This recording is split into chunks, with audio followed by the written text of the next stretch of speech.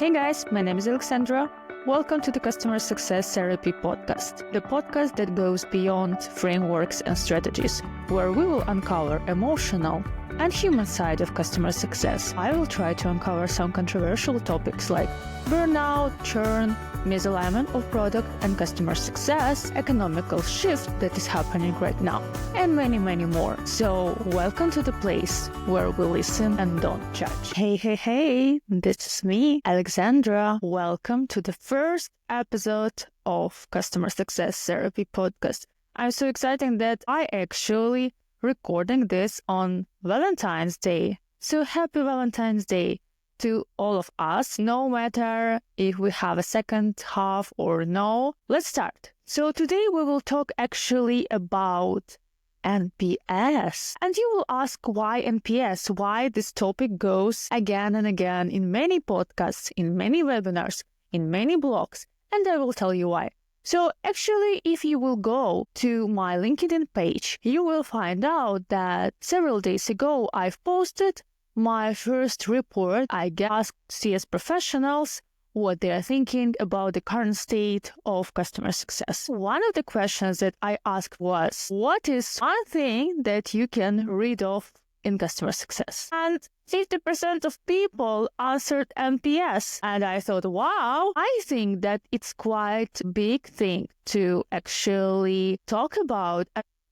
Yeah, I think we will talk about NPS a lot today. So let's start with the basics. For those who only started working in customer success, B2B SaaS, whatever. So this survey actually asks only one question: how willing you are to recommend us from scale to 0 to 10 to your colleagues or friends. And there is a follow-up question if you answered between 0 to 7, like, hey, can you tell more what you don't like, something like this, blah, blah, blah.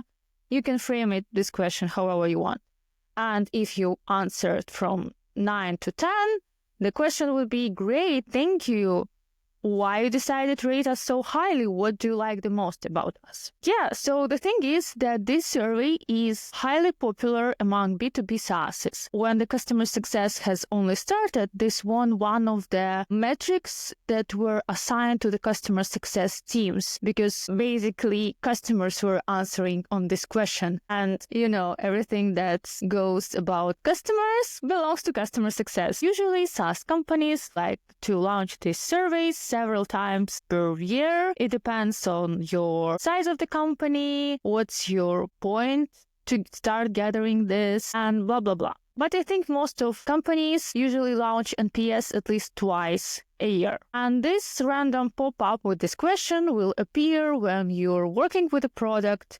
You will answer this question, and then the follow-up will be either you will be invited to the interview or another forum where you will share your experience or whatever it might be. It depends on the strategy and the framework of each individual SaaS company. Basically, this question forms 3 groups of customers. The one who answered from 9 to 10, whom we congratulate, great. So why do you like us so much?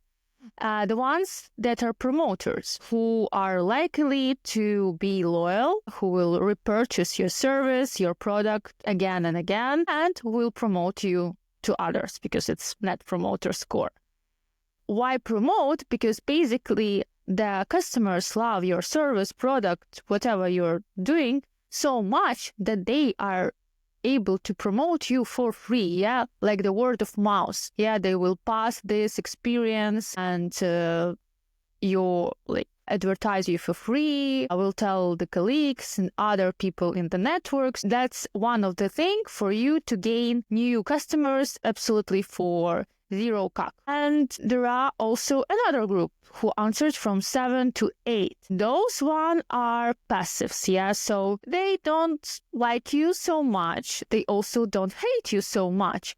So they're like in between. It means that every time, it depends on what's happening, but their feedback can change. They either can go to detractors, that means that they don't like you and they have issues with you, your brand, your company, or anything will change and they will become promoters. And the last but not least category is detractors, the one who answered from 0 to 6. That means and indicates the customers who have problems with you, with goods and services that you're selling. They either can have bad experience, they don't see value, or whatever. So basically, they will never promote you. They will probably churn, and it means that you need to work with these customers to improve their experience. Actually, I've been preparing for this episode quite a lot, and I also would like to give some historical data. So actually, where NPS has started. NPS, the first time that it appears in public was in the Harvard Business Review article that was written by Fred Reichheld, and it was developed by this guy in 2003. So basically, the early stages where SaaS started to appear more and more when it was already born, and customer success also was born as a niche, as a job. So this guy wrote about this Net Promoter Score as an ultimate metric that will allow business to track the customer satisfaction and will drive the growth of the businesses. So the thing is that then he also wrote a book, The Ultimate Question, Driving Good Profits and True Growth. It was launched in 2006, and he proposed this framework to the companies, and it started widely adopted by companies to measure the satisfaction of their customers. And of course, then SaaS also take this framework, incorporate it in their daily routine, and then assign to the customer success teams. First of all, let's uncover the thing why actually customer success teams hate NPS so much. I think the first thing is because NPS does not represent the actual truth if the customer will churn or no. That's the first thing. Why?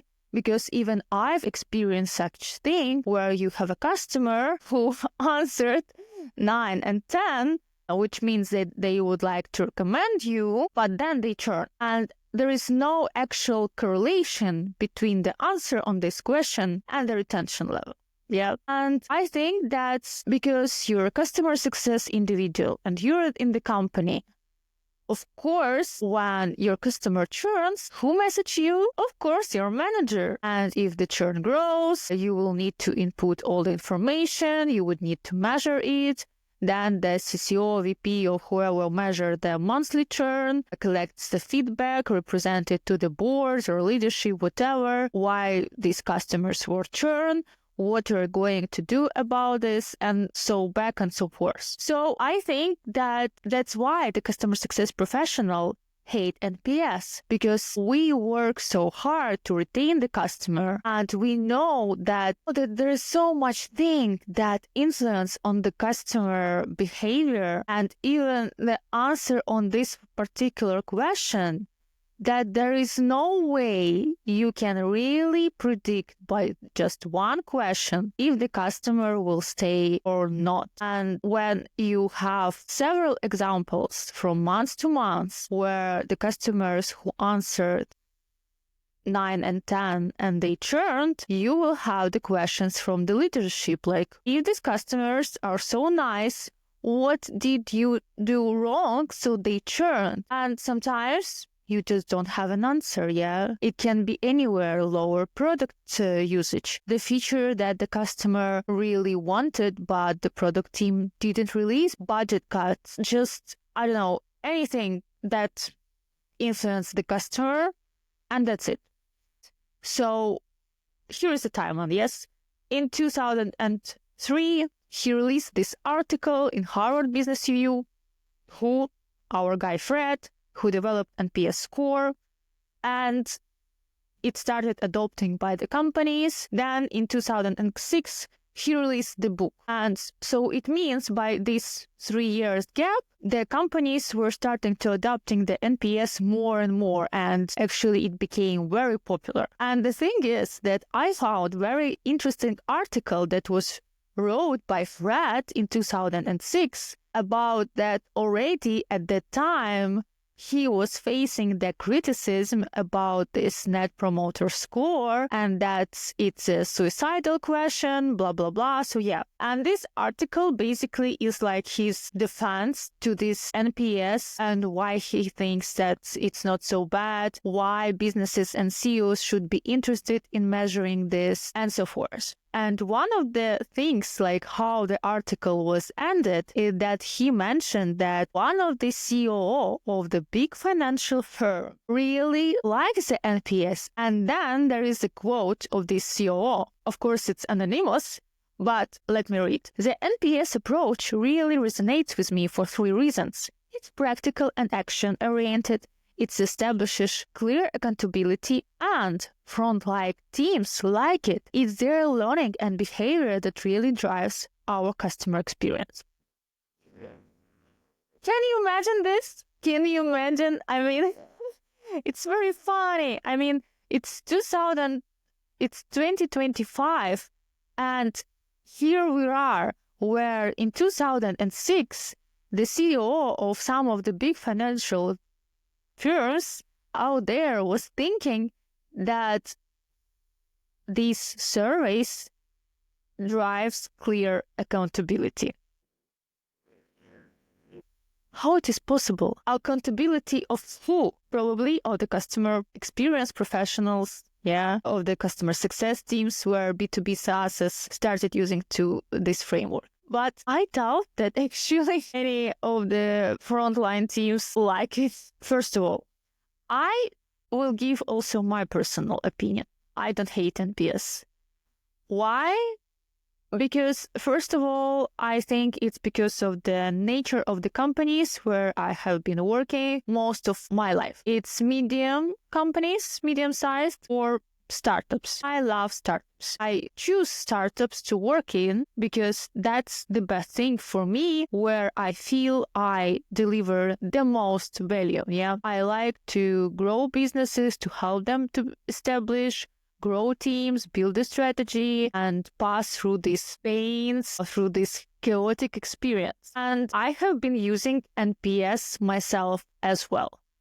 And of course, when you're navigating in the space or the startup where basically you know each customer, face to face, you remember what their MRR, what products they're using, who is their main POC. But when you're operating on the higher scale of higher SaaS, for example, HubSpot, Salesforce, who is there, Dropbox, Microsoft services, ERPs, and so on. I think that, of course, you have thousands of customers and you have customer success professionals who work very hard, who work in alignment with different teams, customer support, integrations, or onboarding. It depends. Professional services, product, design, marketing, sales, account executive, renewal specialist. I mean, it depends on your org structure. The bigger the company, the more different people are involved in communicating and working with the customers. So, and you understand that on such a bigger scale, and when the customer is using your software for several years, and the economy is so rapidly changing, it's very hard just to say that this is the metric we are assigned on customer success team. It would be the best one that will represent the customer satisfaction if they are loyal to us and their retention rate. I think that even on daily basis, I would like to see so many metrics about the customer that really will give me just some understanding of what's going on. But to 100% predict the customer if it will retain or not, you can only measure on very, very specific cohort of the customers, not all of them, because you will have the average number. So yeah, I think that this miscommunication between the leadership and the customer success teams is the reason why customer success individuals, usual managers who work on the daily basis with customers, hate NPS so much, yeah, because they know it doesn't represent the full picture, while for the companies and for the leadership, the NPS, I think from the economic perspective, is a nice thing because it doesn't cost so much money. We know that incorporate one survey, newsletter, and so ever, you need to go through the different stages. Again, it depends on the how much and how big your company is, yeah. Design, marketing, content writers, through the leadership, yeah, they approve it or not, when to launch this, blah, blah, and so on. And with NPS, yeah, you have mostly designers and customer success teams, yeah, and the customer success leadership, who mostly in charge to launch this survey, to choose how they will phrase this question particularly, choose the tool, and that's it. Basically, there are so many right now softwares that helps you to do this all automatically and then just collect the answers. So from the economic perspective, the NPS, you don't need to invest so much money to collect this feedback. And that's why I assume that leadership likes this so much, because they are trying also to lower, of course, the costs. That's one of the things. Actually, what goes next? What is the good NPS? And I also did my research across different industries. And if you will just type what's the average NPS for SaaS, the most popular answer will be 36. And you will ask, is 36 a good mark? And here is, again, the some controversial opinion. Some articles are saying that basically everything that's above 0 is already good. So the formula of NPS is that you subtract the number of the promoters, from the percentage of detractors. And the NPS that you get is your net promoter score. And of course, if it's positive, it means that all good. If it's negative, then your business has the issues that you need to address. So yeah, if we're referring to the article that I found out from the 2024, they analyzed the net promoter score across the different industries. So the highest NPS had financial institutions. Their net promoter score was 73. Then it was e-commerce, digital marketing, and agencies who gained 50.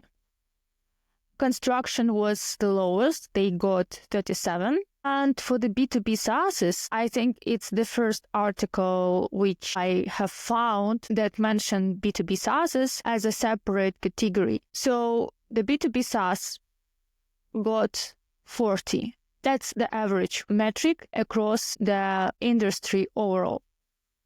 40. And 40 is not bad, obviously, but I'm thinking that other industries has it much higher. And the question is, what's wrong with net promoter score in B2B SaaS? First of all, I think it's how it's calculating, what we are trying to measure, and what's the purpose? And if we are trying to find the answer about retention, obviously we are using NPS wrong. If we are trying to collect the feedback, okay, that's fine. But the thing is, if we will actually work with this feedback from the customers, especially who are the detractors, will we try to change their opinion, to schedule the interview with each of one, bring the product team so they will also dig into the customer experience, ask the right questions, so all of the teams would work together to improve the customer experience with the product? I doubt so, but maybe I'm wrong.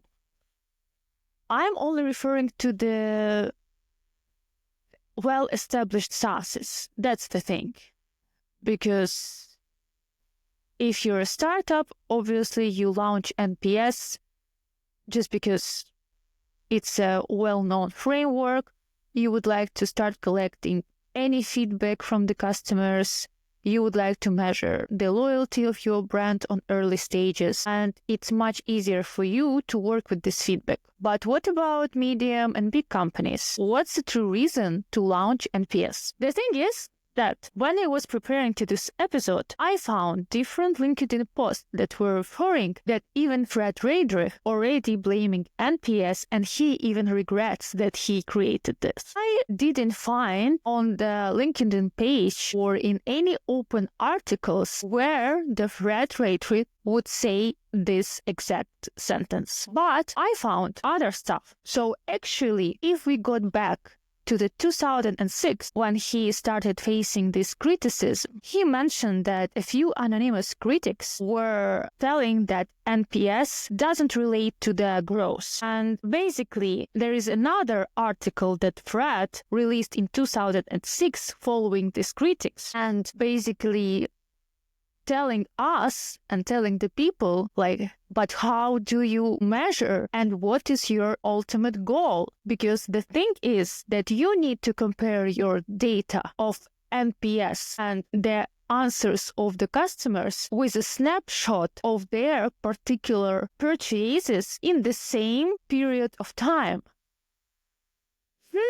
It's very interesting because it sounds like that it wouldn't be very appropriate to actually use NPS, in B2B SaaS. Or maybe, as I mentioned in the beginning, you need to launch NPS on very particular cohort of the customers. So here's the thing. If NPS, and this is even what Fred Reichheld said, and he is telling this everywhere across his book, his articles, the webinars where people inviting him, that Net Promoter Score was purely designed for investors to show the customer loyalty and should show this metric of earned growth and something else not related to the money. And in his article of 2006 mentioned that the NPS framework was built on the foundation of the individual customer behavior. And you just don't launch the survey and that's it. You then analyze this data, making the correlation between their purchases from this time, between when this NPS was launched. There is actually also a lot of work that needs to be done after. And the thing is, one of the goals of the Net Promoter Score is to measure the customer loyalty, how willing they are to really refer to a friend your business, your product, your service. Interesting, because now, considering all this information, I'm thinking that all this time B2B SaaS were measuring NPS wrong and used it wrong. You need either to measure, for example, you would like to, and probably this one of the advices, you would like to measure Net Promoter Score, then try to take the customers who all came in the same period of time and then launch on them NPS, and then also try to analyze this data. And not only on the customers who came in the same period, but also the customers who, for example, with you, all of these customers are within 3 years. Yes, and they came all in the same period. Probably it will be only 50 customers. Yeah, unfortunately. And that's it. You will only survey 50 customers, but then this data actually will be much more pure and clean.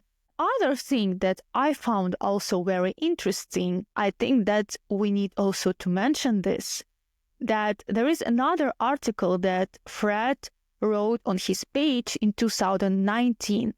And he mentioned that it was a bad decision to apply the bonus to the frontline teams who surveyed the customers about NPS. That was not a very good thing, because basically the people were not interested in measuring the customer loyalty, but rather receive a bonus. And many of them would message their customers to ask for higher rates. Yeah. And you know what? It seems that customer success don't like yet to talk about this side of the story. But here it is. It's happening. And this is the part of responsibility which is on us. You may hate NPS. You may don't believe in it. But I think that before blaming someone or something, we always need to think about us and about our actions, where we are coming from. And for example, if you don't receive bonuses for NPS, okay, I get you. But if you ever received,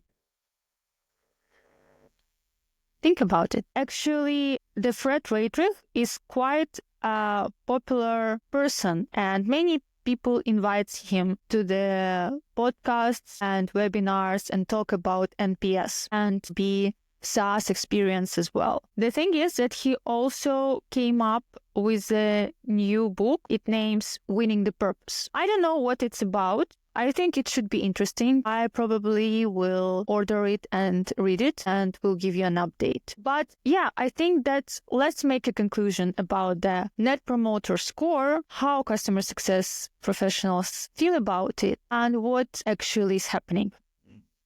So Net Promoter Score is a score that should give you an understanding how customers are willing to promote your company and brand to others. Customer success professionals tend to hate this metric because it doesn't actually represent the retention rates. So the question is, who said that it should represent the retention rate, where even the creator of the score referring to the growth of individual customer purchases? Yeah, he's not talking about that if your Net Promoter Score is high, your retention will be high. That's the thing. So another conclusion, it seems that the words of the author were twisted and were used in the wrong way. Then this hate that were started in LinkedIn and the blogs about these metrics, because probably the customer success professionals were frustrated that leadership assigned to them the issue of retention and bad NPS. I understand that's frustrating.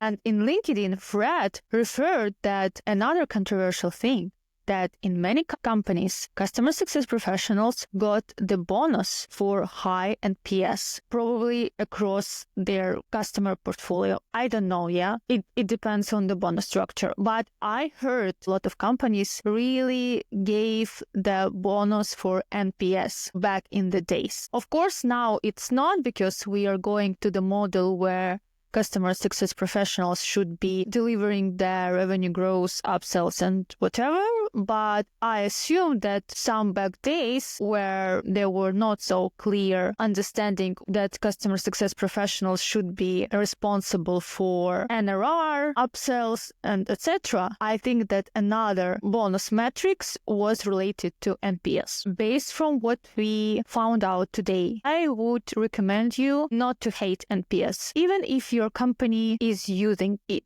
Because think about the change management, yeah? I mean, the change management in the companies, it's quite a big thing, yeah? And probably you, as a customer success individual, it would be very hard for you to change the entire system and the concept, yes? If you think that there is something better to measure, you can try to speak with your manager and to offer something. But accept the thing that all of the changes that you can do will be very small. And it's okay. It's okay because you already did a great job. Yeah, the second thing. If you know that in the company you're pressured to deliver the high NPS and that it will or should represent the retention rate, and you know it's not possible, also accept it. Because it will be hard for you to change anything.